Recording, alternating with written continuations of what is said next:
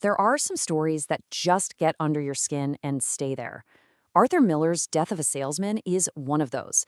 It was written way back in 1949, but honestly, it feels like it could have been written this morning. So today, we're going to dig in and investigate what makes this play so timeless and so tragic. Okay, so let's get right to it. The big question we're tackling today is this: what really killed Willie Loman? And I'm not just talking about the physical act.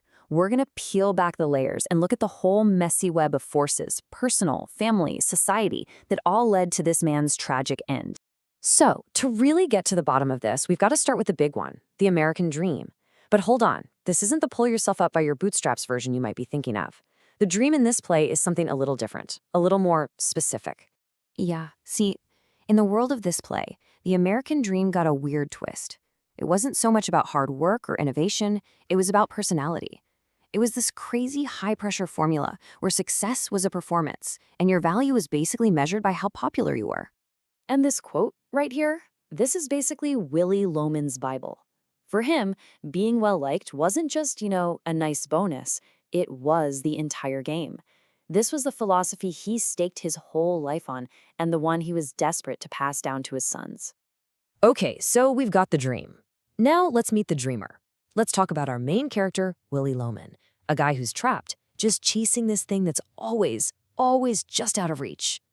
What's so powerful about Willie is that he's not some king or a demigod from an old story. Nope, he's just a guy, an everyman. And that's what makes his downfall so terrifyingly relatable, right? His insecurity, his denial, his blind faith in a dream that was failing him, it's all so deeply human. And man, this line, it just hits you, doesn't it? It's the ultimate tragic irony. He spent his entire life working to own this house, this huge symbol of success. And by the time he finally pays it off, there's no one left to share it with. It's just an empty box. Now, Willie's fantasy world, it wasn't a solo act. It had consequences. It spilled out and put this incredible pressure on his whole family, especially on his oldest son, Biff. Biff was supposed to be the one, the golden boy who would make all of Willie's dreams come true. And right here, this is the collision at the heart of the whole play. You got Willie, who thinks success is all about putting on a good show, about appearances, and then you have Biff, who's just desperately trying to find something real, something authentic. It's a total tug of war between a comforting lie and a really painful truth. And to make things even more complicated, you've got the other brother, Happy. If Biff is running away from the family's delusions, Happy is diving headfirst into them. He completely buys into his dad's broken philosophy, basically guaranteeing that this toxic cycle is going to keep on spinning. And this is the explosion, the moment everything just breaks. Biff lays it all out on the table, this raw, painful truth about himself. He's not trying to be cruel. He's actually trying to set his dad free from these impossible expectations. But for Willie, hearing that truth is way worse than living the lie.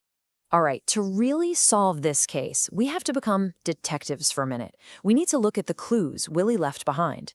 And the play is just full of these seemingly ordinary objects that are actually massive symbols of what's going on inside his head. First clue, the seeds. Willie is desperately trying to plant a garden in his backyard, but there's no sunlight. Think about that. He's trying so hard to grow something real and lasting, but it's completely futile. It's a perfect, heartbreaking metaphor for his entire life. Okay, next clue, the stockings. This seems like such a small thing, right? But for Willie, they are a constant gut-punching reminder of his affair. Every time he sees his wife, Linda, mending her old, worn-out stockings, he's thrown back to the memory of giving brand new ones to his mistress. It's a symbol of his betrayal, of his guilt. And then there's the final clue, the most chilling one of all, that rubber hose he's hidden down in the basement. This one isn't just a symbol, it's a plan.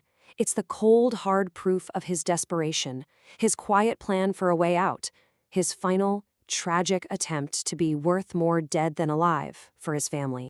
So after all this, it's Biff who finally puts it all together for us. Standing at his father's grave, he says it plain and simple. It wasn't that his dad was a bad man or a failure. It's just that he had the wrong dreams. All of them. Just all wrong for him.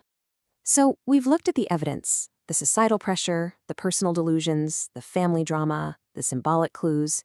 I think it's time to go back to that first question we asked and deliver the verdict. So, what was the real cause of death here? Well, there's no simple answer. It wasn't just one thing. It was this perfect storm, a fatal collision. You have this deeply insecure man, completely blinded by his own delusions, who runs smack into this punishing, unforgiving version of the American dream.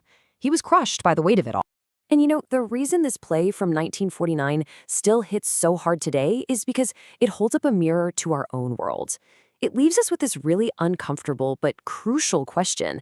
In our modern world of social media, personal brands, and carefully curated online lives, are we sure we're chasing the right dreams? Or are we all, in some small way, a little bit like Willy Loman?